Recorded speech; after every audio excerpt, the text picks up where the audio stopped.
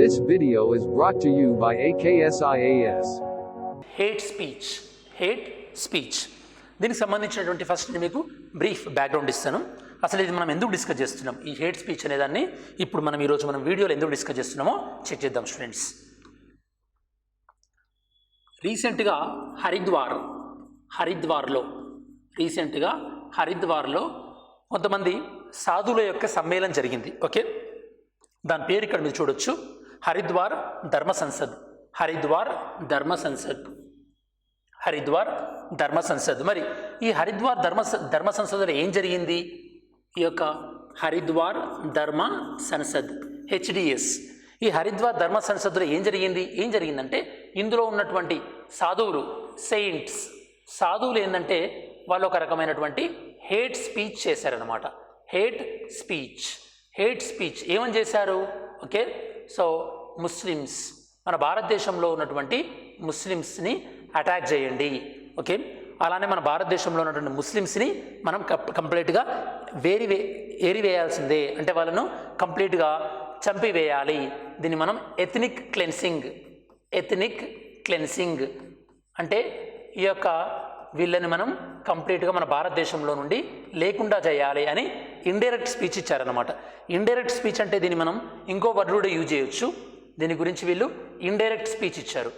ఇండైరెక్ట్గా ఈ ఇండైరెక్ట్ స్పీచ్కి మనం ఎక్కువ వాడే వర్డ్ ఏంటంటే డాగ్ విజిలింగ్. అంటే ఇప్పుడు మీరు డాగ్ని విజిల్తో విజిలేస్తే కనుక ఆ డాగ్కే అర్థమవుతుంది, వేరే మనుషులకు అర్థమవుతుంది కదా. అలానే వీళ్ళు ఎలాంటి కామెంట్స్ చేశారంటే కనుక ఇండైరెక్ట్గా మైనారిటీ ముస్లింలను టార్గెట్ చేస్తున్నట్టు, ముస్లింలకే అర్థమయ్యేటట్టు ఓపెన్గా కామెంట్ చేయకుండా దీన్ని మనం ఇండైరెక్ట్ రిఫరెన్స్ అంటారు అనమాట. ఈ విధంగా కామెంట్ చేశారనమాట. ఓకే, ఈ విధంగా కామెంట్ చేసినప్పుడు చాలా ఆర్గనైజేషన్స్ ఈ హేట్ స్పీచ్ పైన కేసు ఫైల్ చేయాలి అని డిమాండ్ చేశారు. ఈ హేట్ స్పీచ్ పైన కేసు ఫైల్ చేయాలి అని ఈవెన్ సుప్రీంకోర్టులో కూడా కేసు ఫైల్ అయిందనమాట. ఓకే, మరి దీని గురించి అసలు ఈ హేట్ స్పీచ్ అంటే ఏంటి? హేట్ స్పీచ్ అంటే ఈ యొక్క స్పీచ్ ద్వారా ఒక రిలీజియన్ పైన కానీ లేదా ఒక రేస్ పైన కానీ లేదా కొంతమంది వ్యక్తుల యొక్క ప్లేస్ ఆఫ్ బర్త్ అంటే వాళ్ళు పుట్టినటువంటి ప్రదేశం పైన కానీ లేదా జెండర్. ఓకే, జెండర్ అంటే ఒక వ్యక్తి తన యొక్క స్పీచ్ ద్వారా ఒక రిలీజియన్ పైన కానీ లేదా ఒక రేస్ జాతి పైన కానీ లేదా కొంతమంది వచ్చినటువంటి కొంతమంది వ్యక్తులు ఏ ప్రదేశం నుంచి వచ్చారో వాళ్ళపైన కానీ జెండర్. ఓకే, వీళ్ళపైన ఒక విద్వేషాన్ని కలిగించే విధంగా స్పీచ్ ఇస్తే కనుక దాన్ని మనం హేట్ స్పీచ్ అంటారనమాట. విద్వేషపూరితమైనటువంటి ప్రసంగం. ఈ విద్వేషపూరితమైనటువంటి ప్రసంగం అనేది రిలీజియన్ని టార్గెట్ చేస్తూనే ఉండొచ్చు, లేదా రేస్నైనా టార్గెట్ చేస్తూ ఉండొచ్చు, లేదా ప్లేస్ ఆఫ్ బర్త్ అంటే లైక్ నార్త్ ఈస్ట్ వాళ్ళందరూ వెళ్ళిపోవాలి అని అప్పట్లో నార్త్ ఈస్ట్ వాళ్ళపైన కూడా ఈ యొక్క హేట్ స్పీచ్ బాగా జరిగింది. అది ఏ బేస్ పైన? వాళ్ళ యొక్క ప్లేస్ ఆఫ్ బర్త్ పైన. అలానే జెండర్ పైన కూడా హేట్ స్పీచ్. సో ఈ విధంగా హేట్ అనేది అంటే విద్వేషం అనేది నాట్ ఓన్లీ స్పీచ్ ఫామ్లోనే ఉండనాల్సిన అవసరం లేదు, ఈవెన్ రైటింగ్ ఫామ్లో కూడా ఉండొచ్చు. ఓకే, లైక్ ఆర్టికల్స్ రాయడం రైటింగ్ ఫామ్లో కానీ లేదా సైన్ ఫామ్లో అంటే ఏదైనా లైక్ సో సింబల్స్ రూపంలో కానీ లేదా మూవీస్ రూపంలో కానీ ఇలా డిఫరెంట్ రూపాలలో కూడా హేట్ ఈ యొక్క వ్యక్తిని విద్వేషించే విధంగా ఇలాంటి ప్రయత్నాలు జరగవచ్చు. ఇవన్నీ కూడా different forms of the hate. అంటే ఈ యొక్క ఎలా ఒక వ్యక్తిని విద్వేషాన్ని ఎలా టార్గెట్ చేస్తూ, కొందరు వ్యక్తుల్ని టార్గెట్ చేస్తూ విద్వేషాన్ని ఎలా ప్రమోట్ చేయడం అనేది అది స్పీచ్ ద్వారా అయి ఉండొచ్చు, లేదా రైటింగ్ ద్వారా అయి ఉండొచ్చు, లేదా సైన్ ద్వారా అయి ఉండొచ్చు, లేదా మూవీస్ ద్వారా అయినా అయి ఉండొచ్చు. సో ఇప్పటివరకు మనం డిస్కస్ చేసింది ఏంటంటే హరిద్వార్ ధర్మ సంస్థాన్ వీళ్ళ మీటింగ్ జరిగింది. వీళ్ళ మీటింగ్లో ఈ యొక్క సెయింట్స్ ఎవరైతే కనుక ఈ సన్యాసులు ఉంటారో వాళ్ళు హేట్ స్పీచ్ ఇచ్చారు. ఇండైరెక్ట్గా ముస్లింలను టార్గెట్ చేస్తూ ముస్లింలను భారతదేశంలో నుంచి కంప్లీట్గా తీసివేయాల్సిందే, తొలగించాల్సిందే, వీళ్ళని చంపేయాల్సిందే అంటే డైరెక్ట్గా ఒక 1857 1857 రివోల్ట్ టైంలో ఎలా అయితే కనుక అటాక్ చేసామో మనము ఈ యొక్క బ్రిటిష్ వాళ్ళకి అగెనిస్ట్గా, అలా ఇప్పుడు మనం ముస్లింలకు అగెనిస్ట్గా చేయాల్సిందే ఆయుధాలు తీసుకొని అని చెప్పేసి చాలా విద్వేషపూరితమైనటువంటి ప్రసంగాలు చేయడం జరిగింది. దాని గురించి కేసు ఫైల్ చేయాలంటూ సుప్రీంకోర్టులో కేసు కూడా ఫైల్ చేస్తారు. మరి హేట్ అనేది స్పీచ్ రూపంలోనైనా ఉండొచ్చు, అంటే విద్వేషం అనేది ప్రసంగం రూపంలోనైనా ఉండొచ్చు, రైటింగ్ రూపంలోనైనా ఉండొచ్చు, లేదా సైన్ రూపంలోనైనా ఉండొచ్చు, లేదా మూవీస్ రూపంలోనైనా ఉండొచ్చు. మరి హేట్ స్పీచ్ వల్ల ఎవరిని టార్గెట్ చేస్తాం? కొంతమంది వ్యక్తులను, వాళ్ళ మత ప్రాతిపదికనైనా, లేదా వాళ్ళ జాతి ప్రాతిపదికమైనా, లేదా వాళ్ళు పుట్టినటువంటి ప్రాంతం యొక్క ప్రాతిపదికపైనైనా, లేదా వాళ్ళ యొక్క జెండర్ బేస్కైనా సరే హేట్ స్పీచ్ అనేది ఉంటుంది. మరి హేట్ స్పీచ్, ఈ యొక్క హేట్ స్పీచ్ వల్ల ప్రాబ్లం ఏంటంటే ఇది మన భారతదేశం యొక్క ఇంటర్నల్ సెక్యూరిటీకి ప్రాబ్లం, అంతర్గత భద్రతకు. ఎందుకంటే ఒకసారి ఇలానే ముజఫర్పూర్ ఉత్తరప్రదేశ్లో ఇలాంటి హేట్ స్పీచ్ స్ప్రెడ్ అవ్వడం వల్ల ఒక కమ్యూనిటీ పైన టార్గెట్ చేసుకుంటూ వాళ్ళపైన అటాక్ జరిగింది. సో ఇంటర్నల్ సెక్యూరిటీకి ప్రాబ్లం. దాంతోపాటు వీటి వల్ల మనకి ఎక్స్ట్రీమిజం డెవలప్ అయ్యేటువంటి అవకాశం ఉంది. ఎక్స్ట్రీమిజం డెవలప్ అయ్యి, అంటే ఒక రిలీజియన్ని హేట్ చేయడం వల్ల వాళ్ళు ఎక్స్ట్రీమిస్ట్గా తయారయ్యి టెర్రరిజం వైపు అట్రాక్ట్ అయ్యేటటువంటి అవకాశం ఉంటుంది. ఓకే, ఇవన్నీ కూడా. దాంతోపాటు హేట్ స్పీచ్ వల్ల మాబ్ లించింగ్ జరిగే అవకాశం ఉంటుంది. అంటే మూకదాడులు జరిగేటటువంటి అవకాశం ఉంటుంది. ఇవన్నీ కూడా బ్యాడ్ ఎఫెక్ట్స్ అన్నమాట హేట్ స్పీచ్. ఓకే, మరి ఈ హేట్ స్పీచ్ని కంట్రోల్ చేయడానికి ఇప్పుడు మనకు ఉన్నటువంటి సెక్షన్స్ ఏంది? ఇప్పుడు ఉన్నటువంటి మనకు సెక్షన్స్ ఏంటంటే ఐపీసీలో ఉన్నటువంటి సెక్షన్స్ మనం డిస్కస్ చేద్దాం. హేట్ స్పీచ్ని కంట్రోల్ చేయడానికి ఉన్నటువంటి సెక్షన్స్ ఇవి కాకుండా అసలు హేట్ స్పీచ్ని ఇంకా ఎఫెక్టివ్గా ఏ విధంగా కంట్రోల్ చేయగలుగుతామో కూడా మనం డిస్కస్ చేద్దాం. దాంతోపాటు హిస్టారికల్గా కూడా ఈ యొక్క హేట్ స్పీచ్ అనేది హేట్ రేస్, ఒక జాతి పైన కానీ ఒక మతం పైన కానీ హేట్ అనేది మనం చాలా సందర్భాల్లో కూడా చూసాం. ఫర్ ఎగ్జాంపుల్ వరల్డ్ వార్ 1 నుంచి వరల్డ్ వార్ 2 టైంలో ఈ యొక్క జ్యూస్ని హేట్ చేయడం వల్ల, జ్యూస్ పైన విద్వేషపూరితమైనటువంటి ప్రసంగాలు, యూదులు అంటారు, జ్యూస్ పైన విద్వేషపూరితమైనటువంటి ప్రసంగాల వల్ల ఫైనల్గా జ్యూస్ అంటే అక్కడ ఉన్నటువంటి నాజీస్కి కంప్లీట్గా అసలు ఒక ఎనిమిటీ, ఒక విద్వేషపూరితమైనటువంటి భావన రావడం వల్ల జ్యూస్ని వాళ్ళు హోలోకాస్ట్ అంటే ఈ యొక్క కొన్ని గుంపులుగా సమూహాలుగా వాళ్ళని ఒక దగ్గరకు పెట్టి వాళ్ళని చంపివేయడం జరిగింది. ఇది కొన్ని సంవత్సరాలుగా వాళ్ళపైన వచ్చినటువంటి హేట్, వాళ్ళపైన విద్వేషం సిస్టమేటిక్గా వ్యవస్థలో ఇంక్లూడ్ చేయడం వల్ల ఫైనల్గా వాళ్ళని ఇలా హాలోకాస్ట్ మాస్ కిల్లింగ్స్ చేశారు ఇక్కడ వరల్డ్ వార్ 2 టైంలో. అలానే మీరు చూస్తే కనుక రువాండా జీనోసైడ్ రువాండా అన్నటువంటి దేశంలో కూడా ఇలా హేట్ వల్ల ఒక కమ్యూనిటీ ఇంకో కమ్యూనిటీని అటాక్ చేసుకొని చంపేసుకున్నారు. ఈవెన్ రువాండా జీనోసైడ్ కాకుండా మయన్మార్లో కూడా చూసాం మనం. మయన్మార్ కిల్లింగ్స్, మయన్మార్లో ఏం జరిగింది?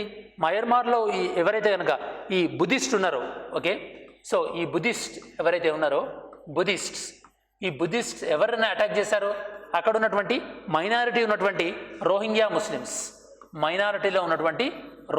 ముస్లిమ్స్ని అటాక్ చేశారు. ఇది మయన్మార్లో జరిగినటువంటిది. నెక్స్ట్ 4th వన్ శ్రీలంకలో జరిగినటువంటిది.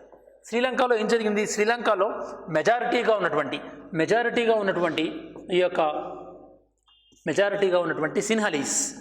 సిన్హలీస్ ఎవరైతే ఉన్నారో వాళ్ళు మైనారిటీస్గా ఉన్నటువంటి ఈ తమిళ్స్ని అటాక్ చేయడం జరిగింది. ఇది కూడా ఈ యొక్క హేట్రెడ్ వల్లనే. సో ఓవరాల్గా మీకు హేట్రెడ్ అంటే విద్వేషం, అది జాతి పరంగా కానీ మతం పరంగా కానీ దానివల్ల ఎలాంటి డ్యామేజెస్ జరుగుతున్నాయో ఇవి మనం హిస్టారికల్గా కూడా చెక్ చేస్తాం. మరి ఈ హేట్ స్పీచ్ని కంట్రోల్ చేయడానికి డిఫరెంట్ కమిటీస్ని కూడా గవర్నమెంట్ ఆఫ్ ఇండియా కూడా ఈ యొక్క ఏర్పాటు చేయడం జరిగింది. అవి కూడా ఒకసారి మనం చెక్ చేద్దాం. ఓకే, సో ఓవరాల్గా ఇప్పటివరకు మనం చూసింది హరిద్వార్ ధర్మ సంసద్, అందులో సెయింట్ వాళ్ళు సన్యాసులు, వాళ్ళు హేట్ స్పీచ్. ఓకే, ఏం చేశారు సాధువులు? వాళ్ళు హేట్ స్పీచ్ చేయడం వల్ల ఎవరిని టార్గెట్ చేస్తూ? ముస్లింలను టార్గెట్ చేస్తూ ఇండైరెక్ట్ స్పీచ్ ఇచ్చారు. దాన్ని మనం ఏమని కూడా అనొచ్చు? డాగ్ విజిలింగ్ అని కూడా అనొచ్చు. దాంతోపాటు హేట్ స్పీచ్ అనేది ఏ రూపంలోనైనా ఉండొచ్చు, అది ఈ విధంగా ఎవరినైనా టార్గెట్ చేస్తూ ఉండొచ్చు అని మీకు ఎక్స్ప్లెయిన్ చేశాను. దాంతోపాటు ఈ యొక్క హేట్ స్పీచ్ వల్ల వచ్చేటటువంటి ప్రాబ్లమ్స్ ఏంది అని ఎక్స్ప్లెయిన్ చేశాను. దాంతోపాటు హేట్ స్పీచ్కి సంబంధించినటువంటి ఐపీసీ సెక్షన్లో ఉన్నటువంటి వివిధ ప్రొవిజన్స్ ఏంటో చూద్దాము. అండ్ ఫైనల్గా హిస్టారికల్గా హేట్ స్పీచ్ వల్ల కలిగినటువంటి వివిధ నష్టాలు ఏంటి, వివిధ దేశాలకు సంబంధించిన కూడా మనం చూసాం. నౌ ఒకసారి నోట్ చూస్తూ మళ్ళీ ఎక్కడెక్కడైతే ఎక్స్ప్లెనేషన్ అవసరం ఉంటుందో నేను ఆ ఎక్స్ప్లెనేషన్ ఇస్తాను. ఫస్ట్ ఈ దేని గురించి డిస్కస్ చేసాం? Hate speech. ఇప్పుడు హరిద్వార్లో జరిగినటువంటి రిలీజియస్ మీటింగ్, దాని పేరేంటి? హరిద్వార్ ధర్మ సంసద్. ఓకే, వీళ్ళు ఏం చెప్పారు? నాకు ఇందాక అన్నట్టు ముస్లిమ్స్ పైన ఈ యొక్క అటాక్ చేయాలని చెప్పేసి క్లిన్సింగ్ క్యాంపెయిన్, అంటే వాళ్ళని కంప్లీట్గా తుడిచిపెట్టేసేయాలి, వాళ్ళని కంప్లీట్గా లేకుండా చేసేయాలని చెప్పేసి చాలా పొలిటికల్ పార్టీస్ కానీ లేదా ఈ యొక్క వివిధ డిఫరెంట్ ఎన్జిఓస్ కానీ వాళ్ళు ఏమన్నారు? వీళ్ళపైన యాక్షన్ తీసుకోవాలి అన్నారు. సుప్రీంకోర్టులో కేసు కూడా ఫైల్ అయింది. ఇది ఇంట్రడక్షన్. నెక్స్ట్ హేట్ స్పీచ్ అంటే మనకి క్లియర్ కట్గా డెఫినేషన్ లేదు. కాకపోతే లా కమిషన్ తన యొక్క 267th